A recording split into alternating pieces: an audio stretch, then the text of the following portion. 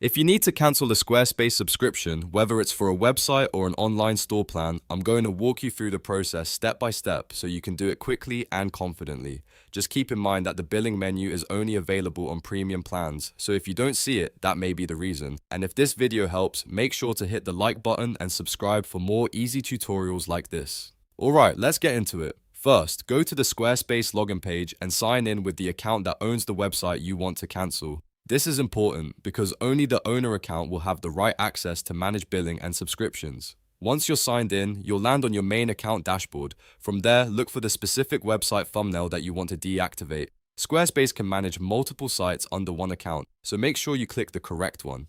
After you open the right website, look at the left-hand sidebar menu. Scroll down until you find Settings, which is shown with a gear icon. Click that and then choose Billing. Again, remember that this section is typically only available if you're on a premium plan, so if you're using a free trial or you don't see billing options, that's something to check first. Inside the billing area, you'll see a subscription section with your active plans listed. Find the plan you want to cancel, whether that's website or store, and click on it to open the details. This is where Squarespace shows the full subscription information for that specific plan. Now scroll all the way to the bottom of the plan detail page. Near the bottom, you should see a red Cancel Subscription button. Click that button to begin the cancellation process. Squarespace will usually ask you to confirm your decision by selecting a reason for leaving from a quick drop-down survey. This is just part of the cancellation flow, so choose the option that best matches your situation and then click Next. After that, Squarespace will ask you to choose your end date.